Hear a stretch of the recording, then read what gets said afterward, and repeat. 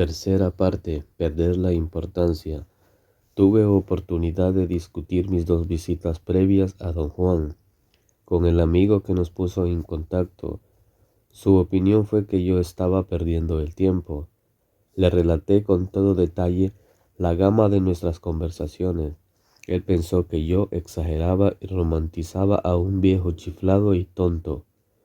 No había en mí mucha visión romántica que aplicar a tan absurdo anciano.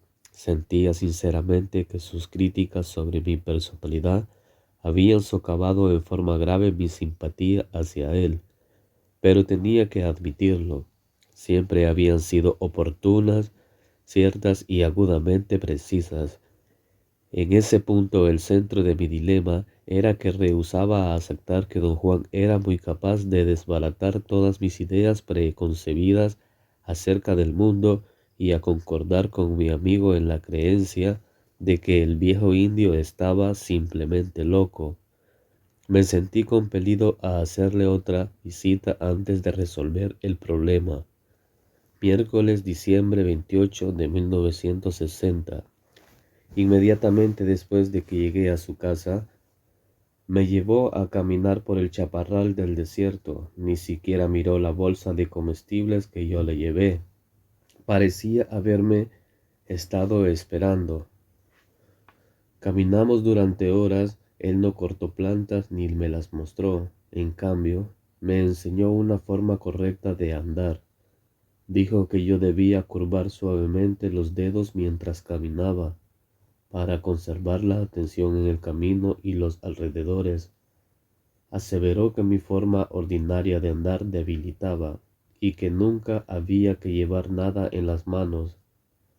De ser necesario transportar cosas, debía usarse una mochila o cualquier clase de red portadora o bolsa para los hombros.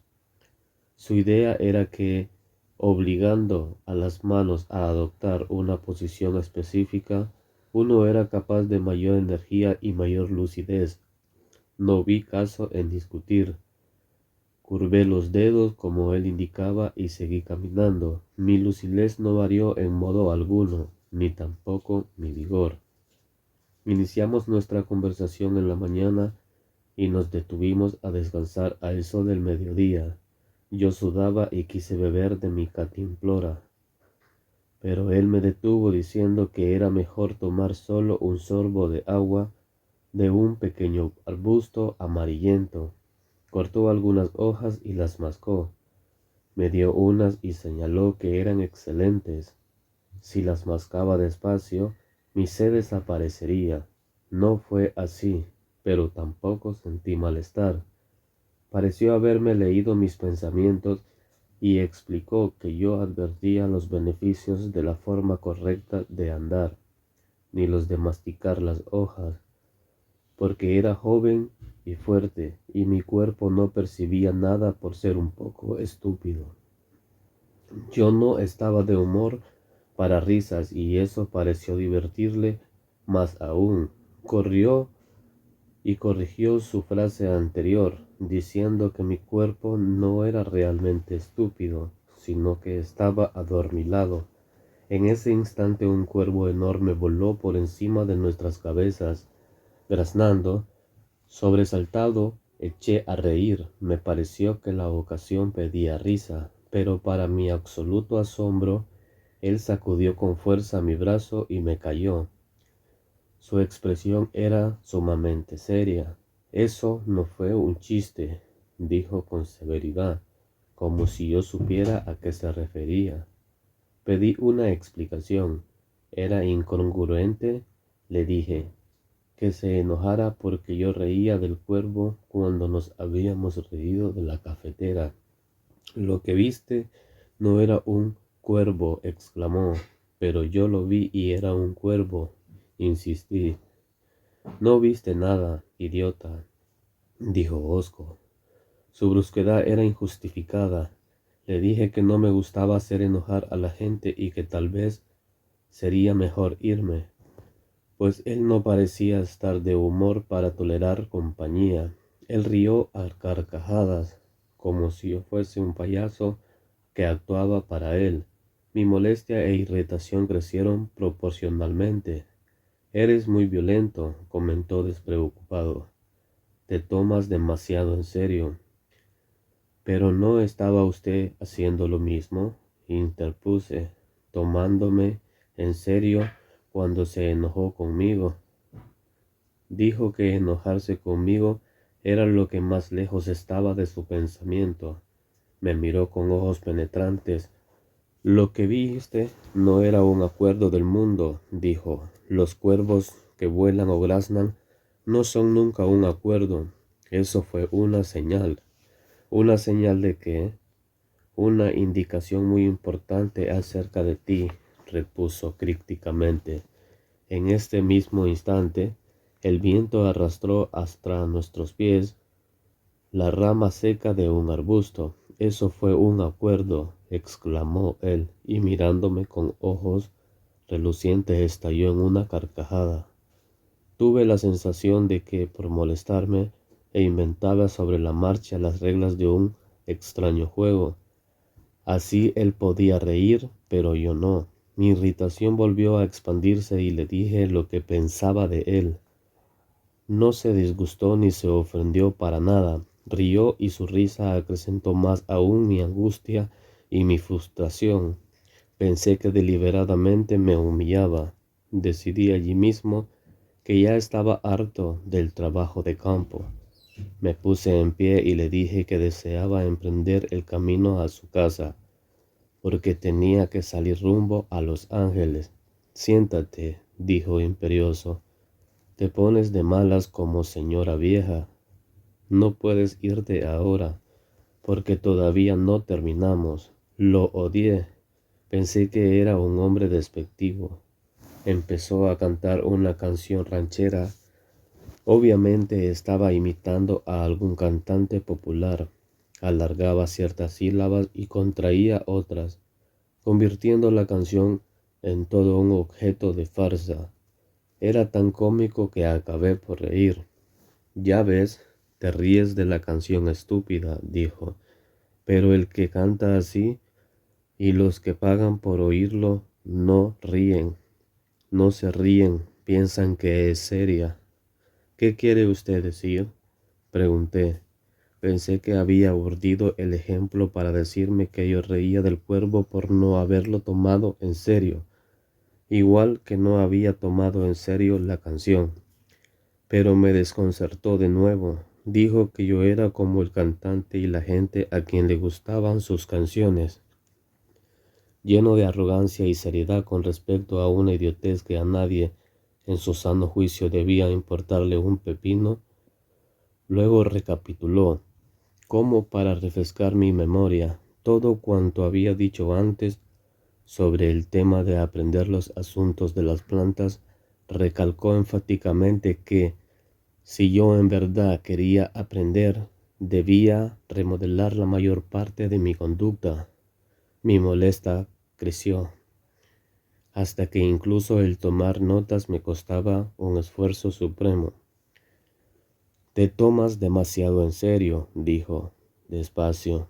Te das demasiada importancia. Eso hay que cambiarlo. Te sientes de lo más importante y eso te da pretexto para molestarte con todo.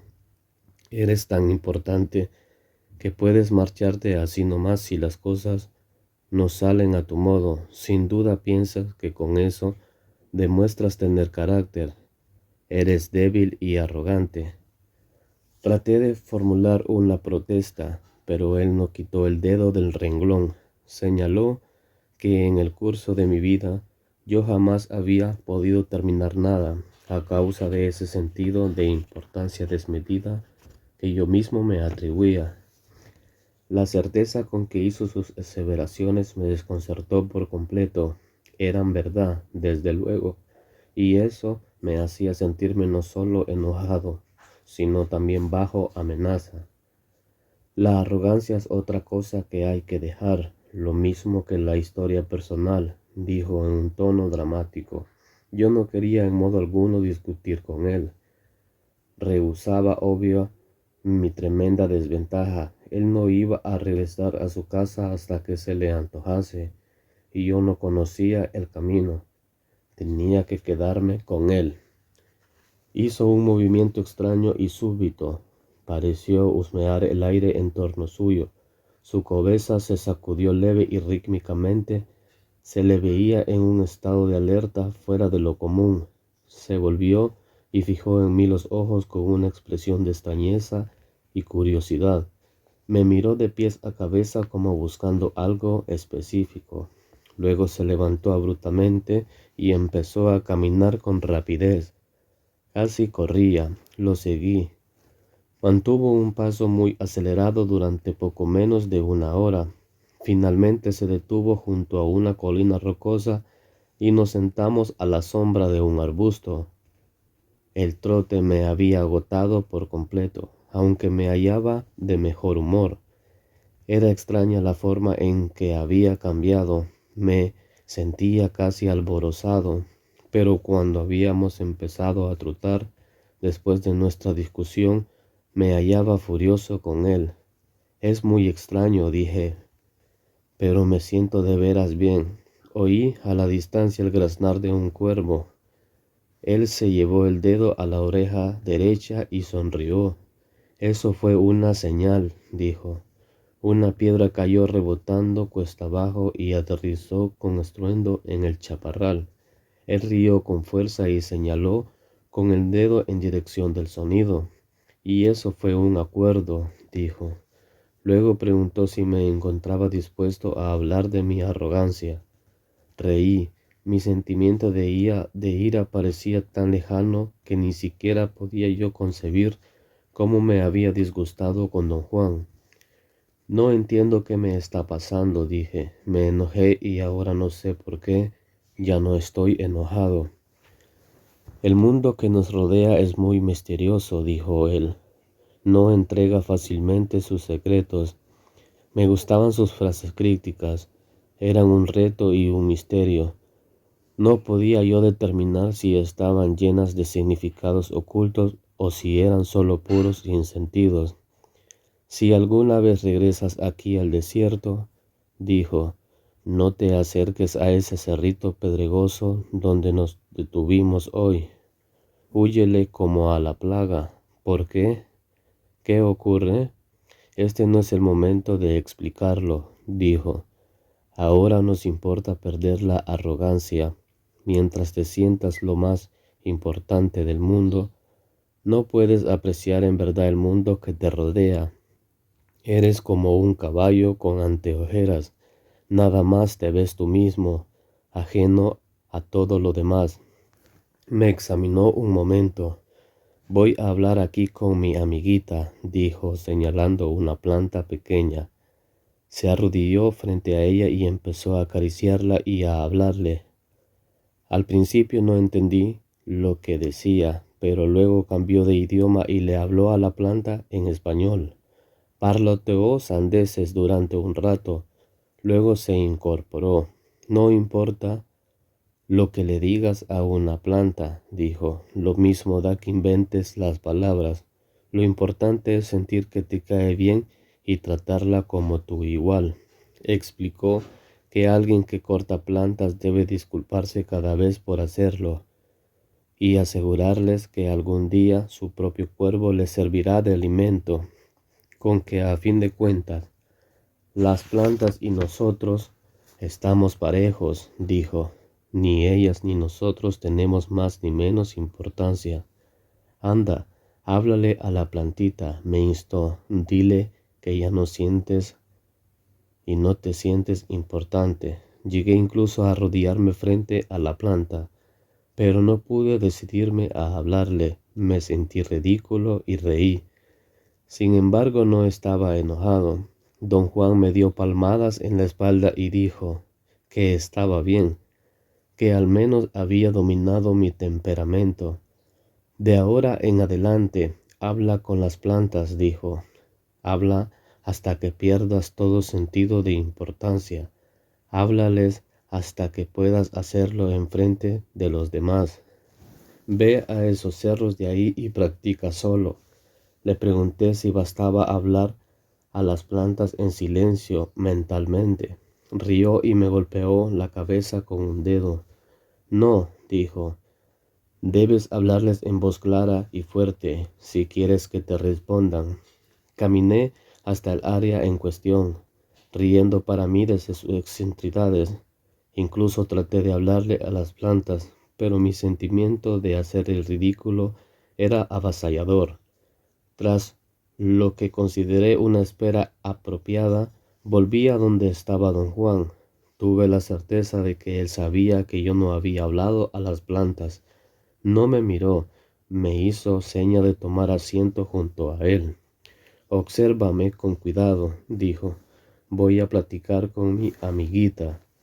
Se arrodilló frente a una planta pequeña y durante unos minutos movió y contorsionó el cuerpo, blando y riendo, hablando y riendo. Pensé que se había salido de sus cabales. Esta plantita me dijo que te dijera que es buena para comer, dijo al ponerse en pie. Me dijo que un manojo de estas plantitas mantiene sano a un hombre. También dijo que hay un buen montón creciendo por allá. Don Juan señaló un área sobre una ladera a unos 200 metros de distancia. Vamos a ver, dijo. Reí de su actuación. Estaba seguro de que hallaríamos las plantas, pues él era un experto en el terreno y sabía muy dónde hallar las plantas comestibles y medicinales. Mientras íbamos hacia la zona en cuestión, me dijo como al acaso de que debía fijarme en la planta, porque era alimento y también medicina. Le pregunté, medio en broma, si la planta acababa de decirle eso. Se detuvo y me examinó con aire incrédulo. Meneó la cabeza de lado a lado. Ah, exclamó riendo, te pasas de listo y resultas más tonto de lo que yo creía. ¿Cómo puede la plantita decirme ahora lo que he sabido toda mi vida? Procedió a explicar que conocía desde antes las diversas propiedades de esa planta específica y que la planta solo le había dicho que un buen montón de ellas crecía en el área recién indicada por él y que a ella no le molestaba que don Juan me lo dijera. Al llegar a la ladera encontré todo un racimo de las mismas plantas. Quise reír, pero don Juan no me dio tiempo. Quería que yo diese las gracias al montón de plantas. Sentí una timidez torturante y no pude decidirme a hacerlo. Él sonrió con benevolencia e hizo otra de sus aseveraciones crípticas. La repitió 3 o 4 veces, como para darme tiempo de descifrar su sentido. El mundo que nos rodea es un misterio, dijo, y los hombres no son mejores que ninguna otra cosa. Si una plantita es generosa con nosotros, debemos darle las gracias, o quizá no nos deje ir. La forma en que me miró al decir eso me produjo un escalofrío. Apresuradamente me incliné sobre las plantas y dije, gracias en voz alta. Él empezó a reír en estallidos calmados, bajo control. Caminamos otra hora y luego iniciamos el camino de vuelta a su casa. En cierto momento me quedé atrás y él tuvo que esperarme. Revisó mis dedos para ver si los había curvado. No era así, me dijo imperioso, que cuando yo anduviera con él tenía que observar y copiar todas sus maneras, o de lo contrario mejor haría no yendo. No puedo estarte esperando como si fueras un niño, dijo en tono de regaño. Esa frase me hundió en las profundidades de la vergüenza y del desconcierto. ¿Cómo era posible que un hombre tan anciano caminase mucho mejor que yo? Me creía de constitución atlética y fuerte, y sin embargo él había tenido que esperar a que yo me le emparejara. Curvé los dedos y extrañamente pude mantenerme a su paso sin ningún esfuerzo. De hecho, en ocasiones sentía que las manos me jalaban hacia adelante. Me sentí exaltado. Era por completo feliz caminando tontamente con ese extraño viejo indio. Empecé a hablar y le pregunté repetidas veces si podría mostrarme algunas plantas de peyote. Él me miró, pero no dijo una sola palabra.